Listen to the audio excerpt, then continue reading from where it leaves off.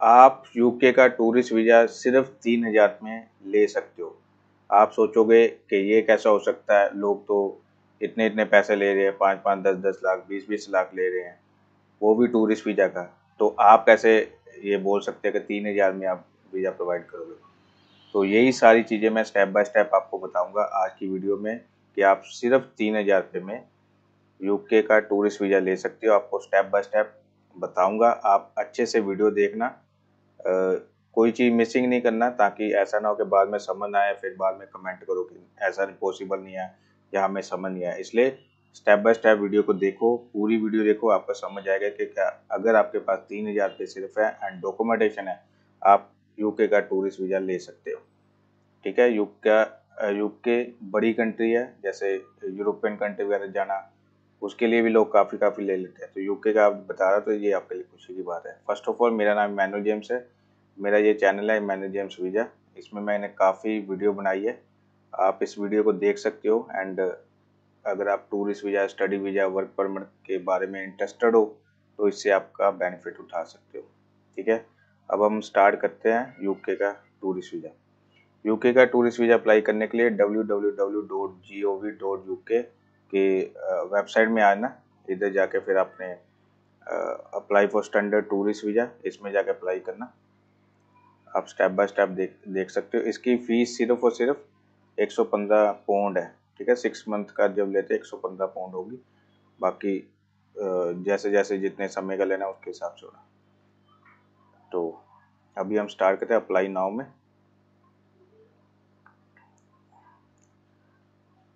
Apply now में करके उसके बाद आपने सेलेक्ट जो लैंग्वेज, अपनी लैंग्वेज को सिलेक्ट करना है।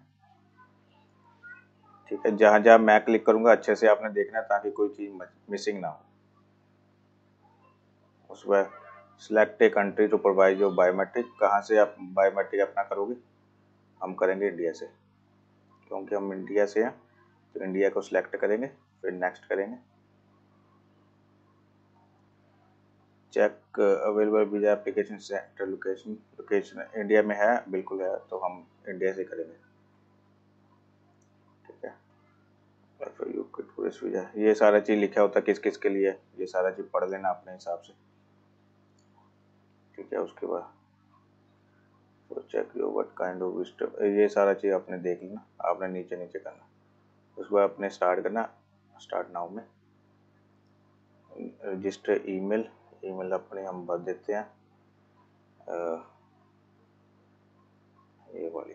ये वाली हम भर देते हैं, manueljamesenterprise.com। उसमें हमने ये रखना, मतलब कि पासवर्ड रखना। तो हम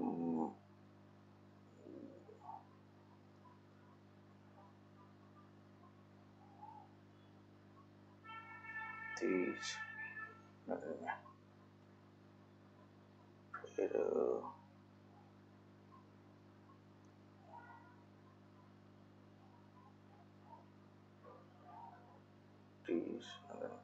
आपने पासवर्ड वो रखना जो आपको याद है, एक अपर एक लोअर, तो एक न्यूमेरिक, एक स्पेशल कैरेक्टर। ठीक है, कॉन्टैक्ट बाय ईमेल, ये सारा पढ़ लेना कि इन्होंने बोला कि कॉन्टैक्ट करेंगे, करें हाँ वर्किंग है। Who does the email address belong to you, you मेरे से बिलोंग करती है। ठीक है, सेव एंड कंटिन्यू। उसके बाद do you have another email, अगर आपके पास है तो भर देना, नहीं है तो नो। अभी मैं नो कर रहा हूँ, मैं जितनी कम हो सके डिटेल वो भरूँगा ताकि आप योर टेलीफोन नंबर हम डाल देते हैं 091, इंडिया का कोड लगा के उसके बाद 31 इंडिया का कोड लगा के 96 41 उसके बाद फॉर यू, इसलिए in UK, out of UK do you use the telephone out of UK, select whether this is your home mobile or home telephone number, हमारे घर का टेलीफोन नंबर है। Any other telephone number, no. अगर आपके पास होगा तो वो कर लेना। उसके बाद connecting by your telephone, telephone का टेक्स्ट सारा कुछ कर देना। हमने पहले वाले कर लेना कि हमें कांटेक्ट कर सकते हो, टेलीफोन कर सकते और मैसेज भी कर सकते हो, टेक्स्ट मैसेज। उसके बाद मैं अपने नाम से भर लेता हूँ,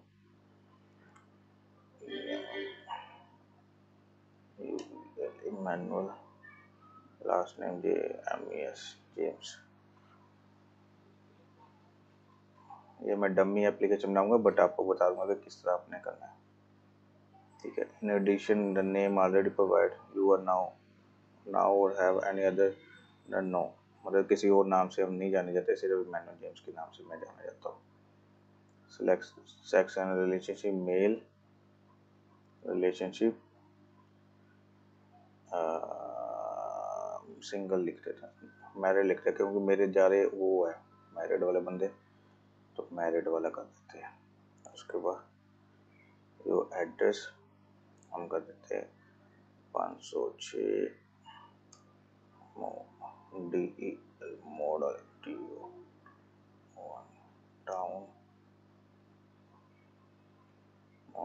DUG Dugri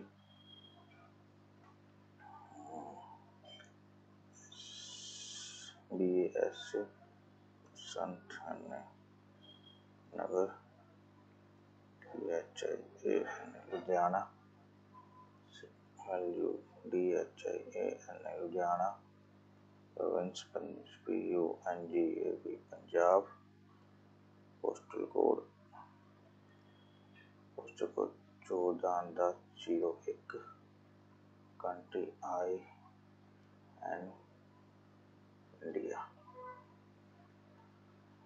is address also correspond address, yes, मतलब इधर इधर लेटर भी आ सकती है, सारा चीज़ होती है, कोरस्पॉन्डेंस और अबाउट दिस प्रॉपर्टी, कितने साल से रह रहे हैं, आपने वो डालना कि कम से कम जिस भी आपने जो भी एड्रेस डालना कम से कम 3 साल पुराना होना चाहिए। ऐसा ना हो कि आप लिख दो कि 1 साल से रह रहे हैं, तो फिर वो कम से कम 3 साल का रेगुलर का जहाँ पर रहते हैं वो सारा चीज़ मांगते हैं, इसलिए 3 साल से ऊपर वाला करना।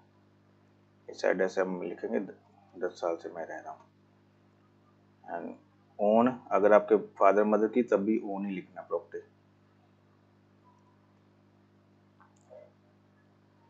Passport travel, passport number TX TI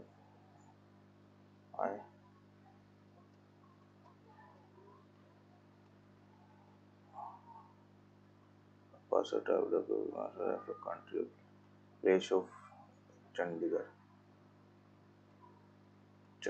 ओहो ये वाला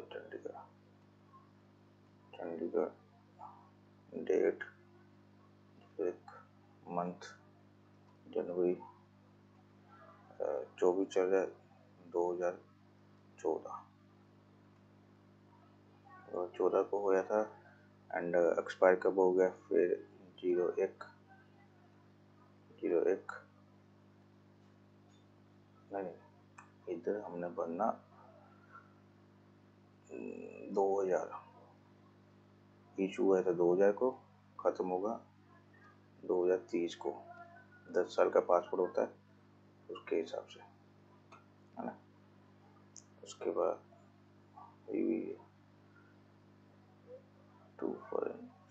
नहीं किए, check the issue date, it is to for in the past, check the issue to for in the past, 2 लिख देते, फिर लिख देते 5 लिख देंगे, 5 पढ़ के देख लेते, नहीं ये सही नहीं है,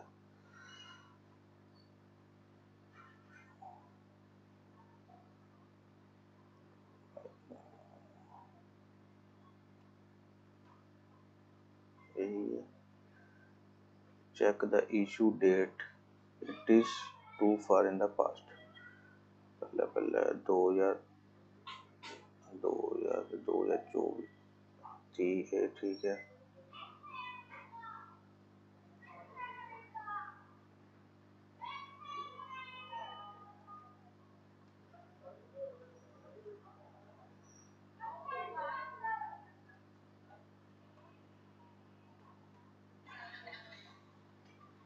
ठीक है,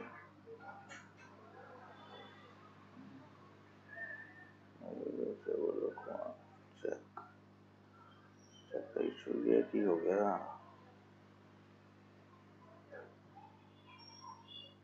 तो कर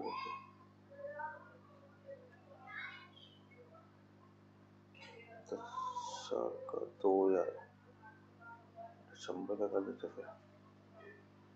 दिसंबर दिसंबर 01 ये करके देख लेते हैं। Check the issue date. It is too far in the यही है। एक मिनट, मैंने गलती इसलिए कर दी, मैं पहले 2000 भरा था, अभी 2020 करके 2030 तक, क्योंकि 10 साल का पासपोर्ट होता है ना, उसके हिसाब से फिर कर दिया। अब हो गया ना, मैं भी कंफ्यूज हो गया कि मेरा क्यों नहीं हो रहा। ठीक है, तो इसलिए मैंने फिर दोबारा चेक किया कि क्या इशू है। Your identity card, do you have a valid national, yes.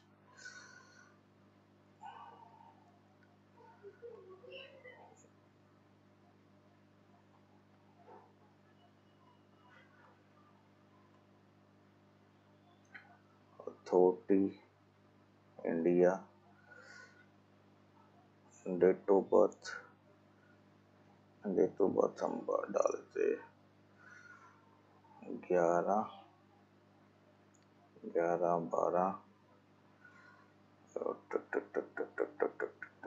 बात है 2005।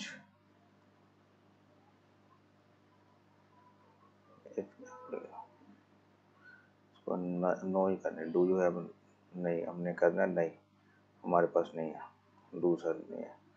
नहीं तो मैं, क्योंकि ये मैंने सारा इमेजिनेशन से भर रहा, आपको पता है मैंने कोई डॉक्यूमेंट पकड़ के वो नहीं कर रहा, तो फिर वो जो आज थी ना, फिर डेट ऑफ बर्थ की वो मेरे को प्रॉब्लम आती फिर, इसलिए मैंने इमेजिनेशन कर दिया, इसलिए उसको नो कर दिया। United country and date of birth. Nationality हम India, I N India. Country of birth India. Place of birth Ludhiana Punjab, Ludhiana. Date हमने 1/01/07 डाली हमने 2000। Save and continue.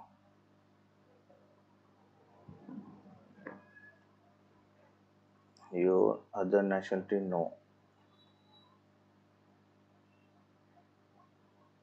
Your employment status employed.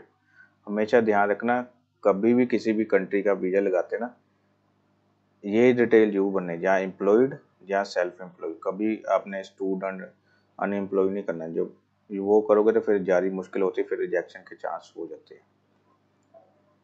जो employer James, Emmanuel James enterprise, ये मिटा देते हैं, James enterprise लिख देते हैं। Employ address FEROZ Firoz, GANDHI Gandhi, RKET market, LUDHIAN Ludhiana, 1419 LUDHIAN Ludhiana. उसके बाद प्रोविंस पंजाब, PUNGAB पंजाब, 14/10/01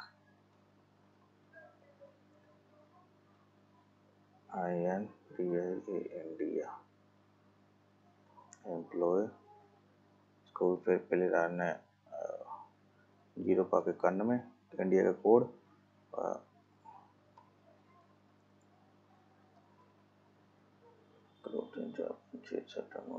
ठीक है। डेट ऑफ स्टार्टिंग 1 2 ऑफ करना 2014 से मैं सेम कंपनी काम कर रहा हूँ, ये लिख देते हैं। ये job title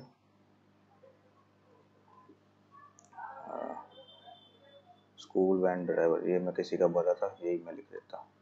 school van driver, how much do you earn India में, इंडियन रुपी में बताना, जैसे कि आपने बताना 30,000, मैं लिख देता हूँ 30,000। मैं एक चीज़ और बताता हूँ क्योंकि काफ़ी कस्टमर मेरे को बोलते हैं सर हमने टूरिस्ट वीज़ा लगाना बड़ी कंट्री का, जिसका भी, जैसे यूके, ऑस्ट्रेलिया, जहाँ अमेरिका का, ऑस्ट्रेलिया का, यूके का, कनाडा का लगाना, तो सैलरी उनकी कम होती है बट वो ITR जारी भर लेते हैं। हमेशा ध्यान रखना जो आपकी सैलरी है, जो आपके अकाउंट में आ रही है, उसके हिसाब से आपने ITR भरनी है। अगर कोई एजेंट बोलता है कि 5 लाख की भर लो, 10 लाख की भर लो, मतलब कि टैक्स भर दो तो आपको उसका बेनिफिट आएगा, तो उसका कोई बेनिफिट नहीं आएगा। बेनिफिट तब आएगा अगर सारी चीज़ सिंक में वो सही होती है।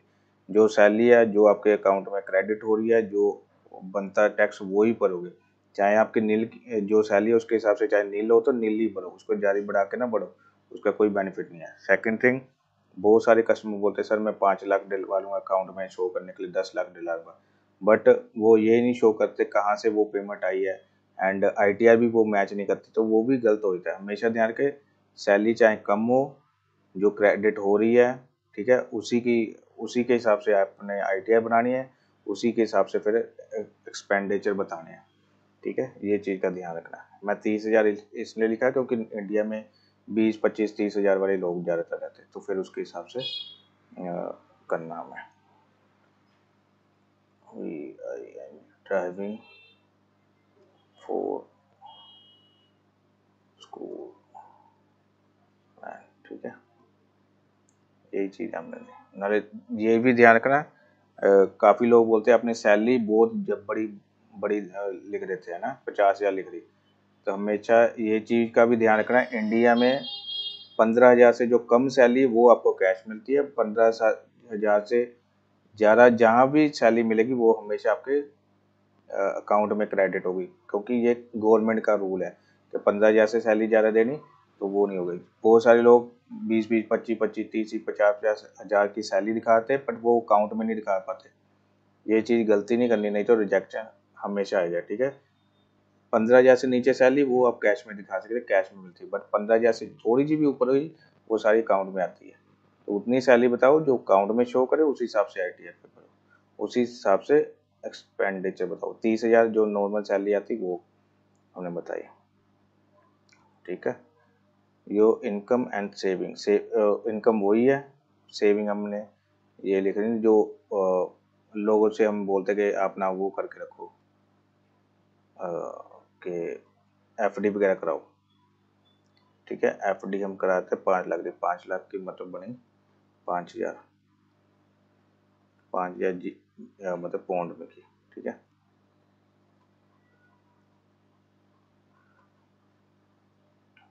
एक और चीज़ करना, और जो कॉस्ट ऑफ विजिट, हमें ये भी चीज़ का ध्यान रखना जो how much money are you personally planning to spend in to visit to the UK में जब आप जाओगे कितने रुपए वहाँ पर स्पेंड करोगे सारी चीज़ में, वो चीज़ का बताया।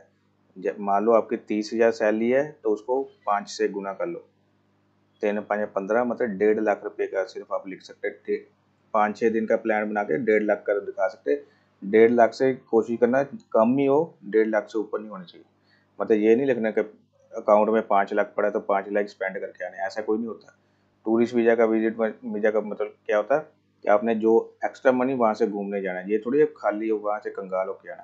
तो ये भी चीज़ का ध्यान रखना है। लोगों की इतनी इनकम नहीं होती जितना वो एक्सपेंडिचर बताते हैं, इसलिए ये चीज़ का ध्यान रखना है। जैसे 30,000 की सैलरी है तो उसको 5 से गुना करके 15 मतलब 1.5 लाख बनता है। 1.5 लाख से कम कम का मतलब हमने बताना, हमने मान लो 5 5-6 दिन का प्लान बनाया, कोई टूरिस्ट प्लान, तो हमने 1,30,000 कर देना। 1,30,000 हम वहाँ पर स्पेंड करके आएंगे। फिर लोग बढ़ा चढ़ा के लिख देते हैं, इसलिए फिर उनके रिजेक्शन के चांस हो जाते हैं।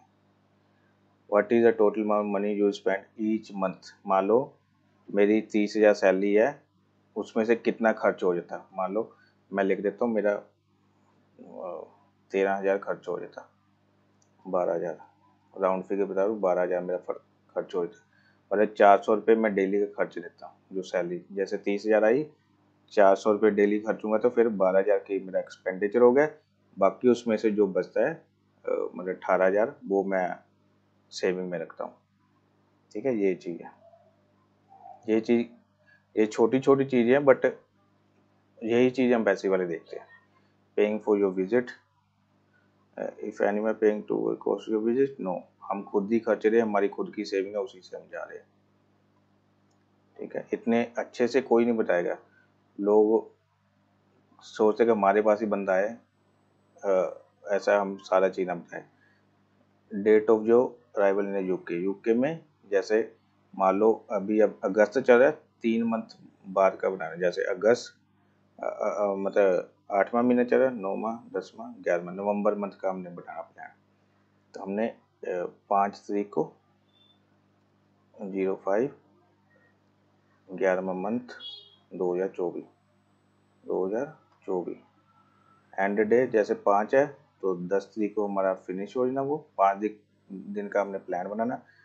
तो 2024 हमेशा ध्यान रखें, 5-6 दिन का। जब भी आपने किसी बड़ी कंट्री का लगाना है तो 5-6 दिन का ही प्लान बताना, महीने का। बाद में चाहे जो मर्जी अपनी मर्जी से करो, बट पहले प्लान यही अपने 5-6 दिन का ही बताना, तो इसके एक्सेप्टेंस के चांस बढ़ जाते हैं।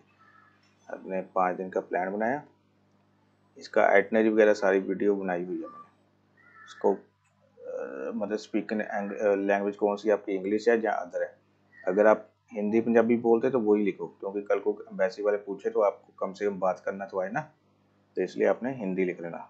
वैसे तो वहाँ पर इंग्लिश लिखोगे तो मच बेटर होगा, बट हिंदी भी लिखोगे तब भी चलेगी।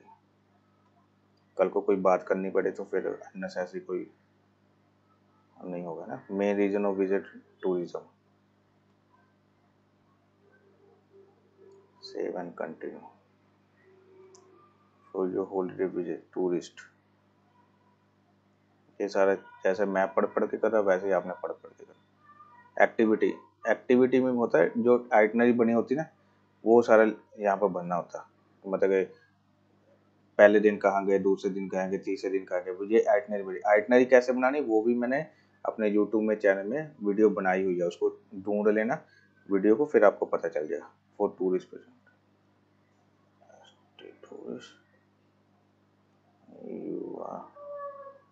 अभी मैं सिर्फ सिंपल लिखना है, इसलिए मैंने ये चीज़ करके कर दिया। वैसे 5,000 करेक्टर में आप लिख सकते हो। योर करंट पार्टनर, मैरिड हो तो फिर उसके हिसाब से मैं जियो ज्योति ज्योति के कुमारी। ठीक है, डेट ऑफ बर्थ उसका लिख लो 10/12/2000। ठीक है, इंडिया। आपने जो लाइफ पार्टनर है उसका लिख लेना। मैंने तो इमेजिनेशन से लिख रहा हूँ, बाकी आपने do you currently live with you, yes, साथ ही रहे। Will you be travel UK, no. ये भी चीज़ का ध्यान कर, will be the travelling with you in the UK. अगर आपने यस बोला तब भी आपके लिए नेगेटिव प्रोवाइड है। मतलब जब भी आपने बड़ी कंट्री का लगाना है, पहले कोई ट्रैवल हिस्ट्री नहीं है, आपकी फाइनेंशियल कंडीशन भी अच्छी नहीं है, आपको लगता है फाइल में थोड़ी बहुत ही भी कमी पेशी है, तो हमेशा ध्यान रखें अपने लाइफ पार्टनर को साथ ना लेके जाएं। कारण है जब आप दोनों का इकट्ठे लगाओ, फिर उन्होंने सोचना कि यार दोनों उधर जाके रह लेंगे। वापस आने का रीजन होना चाहिए ना, फैमिली टाइज स्ट्रॉन्ग होनी। इसलिए बच्चे घर पे हैं, फैमिली वाइफ घर पे है, तो उनको पता फिर वापस आएगा बंदा। इसलिए ये भी चीज़ स्ट्रॉन्ग हो जाती है जब आप ये पूछते they will be travel with you, और ने बोला नहीं, क्योंकि हमने उनका साथ में नहीं लगाना। जब वीज़ा लग जाएगा उसके बाद चाहे उनका बाद में हम अप्लाई कर लेंगे। ये भी चीज़ का ध्यान रखा। People financial depend on you, अगर आपके मतलब कोई फाइनेंशियल डिपेंड है, जैसे मम्मी पापा, वाइफ, बच्चे, तो उनका सारा लिख देना, नहीं है तो नो कर देना। वैसे तो है, क्योंकि वाइफ का हमने भरा तो फिर वाइफ का बताना पड़ेगा। बहुत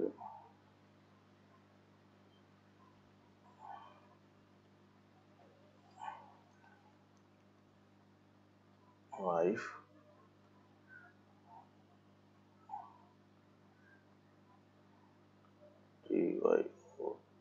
ज्योति KU Kumari.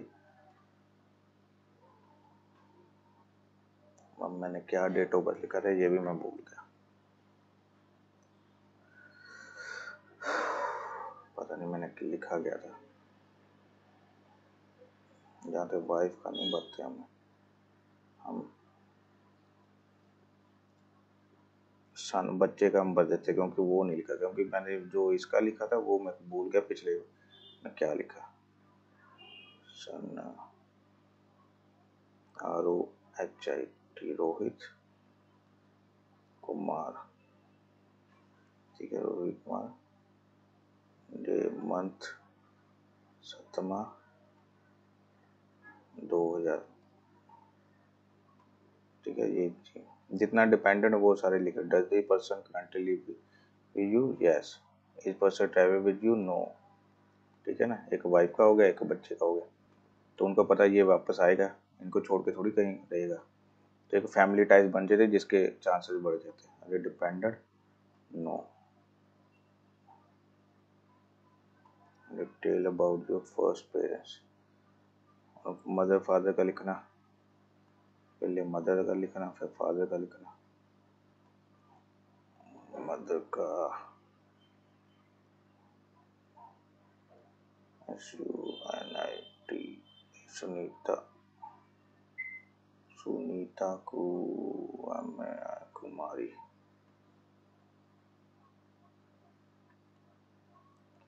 12/10/1980, national India, India. Have you always had with, no। Have they always had the same nationality, yes। No नहीं लिखना, yes, क्योंकि इंडिया से ही हम। About another parent, another parent केड़ा, father, DAVIND, Davinder, KU Kumar. 01/01/1980, तो 78, ठीक है। INDIA, India, same, yes. Family will live in the UK, no. मतलब ऐसे हमने नहीं बताना कि हमें, क्योंकि स्पॉन्सरशिप नहीं, हमने नहीं किसी का बताना कि हमारी कोई फैमिली या कोई, क्योंकि मेरे जो ज़्यादा कस्टमर उनके कोई रहते नहीं होंगे, तो उसके हिसाब से। Group, will you travel in the UK part organise group, no. अरे किसी ऑर्गेनाइजेशन के हिसाब से आपने कभी ट्रैवल किया, नहीं। Travel with another person, no. हम अकेले जा रहे घूमने। Accommodation in the UK, do you have address for where you going to stay in UK, yes, क्योंकि हमने होटल बुकिंग पहले से करा के रखनी है, ठीक है। मुझे प्लान टू स्टे, तो NDA लंदन, होटल हमने ऐसे ही लिख लिया, London hotel. Hello, and London street,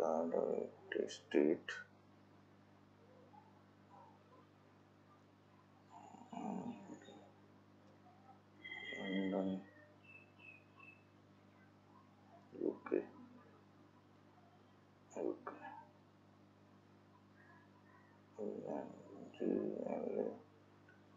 आपने जो होटल बुकिंग, वो भी मैंने वीडियो बनाई, जो होटल बुकिंग होगी ना तो अपने आप उसका समझ आ जाएगा। तो हमने कौन सा बनाया था, 05/11/2024, 10/11, जब का हमारा प्लानिंग है वो सारा लिखना है। उसके बाद save and continue. Other accommodation in the UK, no, हमने एक ही अकोमोडेशन। आपने अदर अदर करोगे तो फिर बताना अलग अलग शहर। Have you been to the UK in the past, no, मतलब पहले कोई 10 साल में आए हो, नहीं। Travel to Australia, Canada, UK, Australia, no. जियो, हम पहले कहीं नहीं गए, बड़ी कंट्री में किसी में नहीं गए। वर्ल्ड ट्रैवल हिस्ट्री, नो, किसी पार्ट में हमने नहीं गया। मैं उसी हिसाब से बना रहा हूँ जिस हिसाब से मेरा कस्टमर होते हैं। इमिग्रेशन हिस्ट्री, रिफ्यूजल वीजा, ये सारा नहीं है, नो, हमने नहीं अप्लाई किया। Breach to UK immigration law, no, हमने कोई ब्रीच नहीं किया उनका इमिग्रेशन लॉ। कन्वेंशन अंदर penalty, criminal convince, no, I last वाला करना, no, I have never this. War criminal, no, I have, ठीक है। उसके बाद टेररिस्ट एक्टिविटीज, नो, हमने कभी टेररिस्ट एक्टिविटी में नहीं गए। उसके बाद सारे ज़्यादातर नो ही है। उसके बाद रीड, उसके बाद एक्सट्रीम ऑर्गेनाइजेशन, नो, हमने कोई एक्सट्रीम ऑर्गेनाइजेशन में काम कुम नहीं किया, ना ही हम उसके साथ अटैच है। Person good character, but employ as part of your employment undertake paid unpaid activity, no, no, no, हमने कुछ review answer. Have you engaged any other activity which might indicate that you may not be considered a person of a good one? Yes. Must answer the question other. Yeah. Have you part of employ other undertaking paid and paid employee interest? No. Have you have engaged in any other activity which might indicate that you may not be considered? No. You must answer the question on other character information. Is share any other information about the character and behavior which you would like make of us aware? No.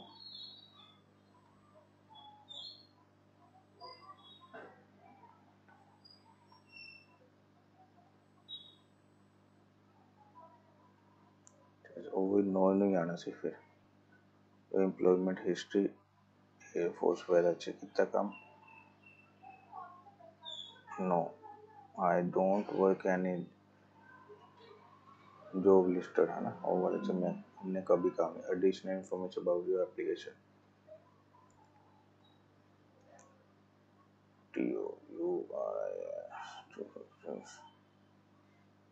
Save and continue. इतने 1000 character लिखने जो itinerary बनी हुई, but हमने नहीं करना। उसके बाद ये सारा चेक कर लेना जो जो आपने बनाया, ठीक है। अगर सही है तो फिर आगे कर देना, ठीक है। ये सारा चीज़ मैंने बनाया अपने इमेजिनेशन में, कोई इसमें सही इंफॉर्मेशन नहीं है। इसको कंटिन्यू कर देना। उसके बाद डॉक्यूमेंट देना, ट्रैवल डॉक्यूमेंट, पासपोर्ट देना, एविडेंस फंड। फंड में क्या आ गया, आपका बैंक बैलेंस होगा, एफडी होगा, इसमें ये आप दे सकते हो। उसके बाद सेव एंड कंटिन्यू, ठीक है। उसके बाद ये सारा चीज़ आ गया। I confirm understand accept the condition, declaration. उसके बाद I am the age over, मैं 18 साल से ऊपर हूँ, ये सारा चीज़ आना। चेक योर आंसर, उसके बाद कंफर्म, सेव, फिर वीजा ऑप्शन 6 मंथ हमेशा बनना, जो कम मतलब समय का हो, 10 साल का, 2 साल का, 5 साल का नहीं बनना, फिर अटेंशन उनको समझ आती, फिर वो रिजेक्ट हो जाते, ठीक है, इसलिए। उसके बाद देखो यहाँ पर इसका जो फीस है, जो पहले मैं लिखा है 115 था, पता नहीं कितनी, वो जो इंडियन स्टैंडर्ड के हिसाब से मतलब 12,824। इसको सेव एंड कंटिन्यू करूँगा, फिर वो आएगा जो कि पेमेंट का ऑप्शन आ गया, फिर 12,824 रुपये हो जाएंगे, फिर एप्लीकेशन होगी। इतना सिंपल सा काम है। इतना सिंपल सा काम करने के लिए लोग इतनी इतनी बड़ी अमाउंट लेते हैं, जबकि टूरिस्ट वीज़ा कोई रॉकेट साइंस नहीं है, ये नॉर्मल चीज़ है। आप भी लैपटॉप में कर सकते हैं, जैसे मैंने देख देख के पढ़ किया वैसे आप भी कर सकते हो। स्टार्टिंग में मैंने बोला था अगर आप अप्लाई करना चाहते हैं सिर्फ और 3,000 में कर सकते हो। जो मैंने अभी फॉर्म भरा ये सिर्फ और सिर्फ 3,000, अगर आप मेरे को 3,000 पे करोगे तो फिर मैं आपका फॉर्म भर सकता हूँ, आपका टूरिस्ट वीज़ा ले सकता हूँ। पहले मैं 75,000 आफ्टर वीज़ा लेता था टूरिस्ट वीज़ा, अब वो चीज़ ख़त्म करके 3,000 सिर्फ कर दिया। इसमें मैं 3,000 में क्या कह दूँगा, जो ये टूरिस्ट वीज़ा का फॉर्म भरा ये भर के दूँगा, आपकी आइटनरी बना के दूँगा। आइटनरी ऑलरेडी मैंने अपने यूट्यूब चैनल में बनाई हुई है। आपकी डमी टिकट करके दूँगा एयरलाइन की, आपका डमी वो होटल बुकिंग करके दूँगा। Dummy hotel booking, air ticket dummy, visa के लिए सिर्फ, and itinerary and cover note वगैरह सारा चीज़ ये मैं सारा बना के दूँगा, एंड आपका फॉर्म करके दूँगा। इसके लिए आपको बड़ी बड़ी अमाउंट देने की जरूरत नहीं है। जो मैंने काम किया यही काम दूसरे एजेंट भी करेंगे, वो इतनी अमाउंट लेंगे, मैं सिर्फ और सिर्फ 3,000 लूँगा एंड आपका ये करके दे दूँगा, ठीक है। एंड 100% आपको वीज़ा आएगा जो अच्छे से भरा होगा। बट अपने अप्लाई तब भी करना अगर आपके पास फंड अरेंज हो सकते हैं। शो करने के लिए फंड अरेंज अपने अकाउंट में कर सकते हो जहाँ पहले से, फिर ही आपने अप्लाई करना, ठीक है। आई होप वीडियो अच्छी लगी होगी। वीडियो अच्छी लगी तो लाइक जरूर करें, अपने दोस्तों के साथ जरूर शेयर करें। मेरी कोई सर्विस लेना चाहते हो, मेरी वेबसाइट दी हुई है, ये वाली मेरी वेबसाइट है। इस वीडियो के डिस्क्रिप्शन में भी चेक कर लेना, emmanueljamesvisa.com मेरी वेबसाइट, उसमें जाके वेबिनार ज्वाइन करके मेरी 1-to-1 कंसल्टिंग लेके मेरे से बातचीत करके आप अप्लाई कर सकते हैं, एंड आपको 100% सर्विस मिलेगी। एंड टूरिस्ट वीज़ा का अप्लाई करने के लिए सिर्फ मैं 3,000 पे चार्ज करता हूँ, आपको लाखों देने की जरूरत नहीं पड़ेगी। Thank you so much, have a nice day.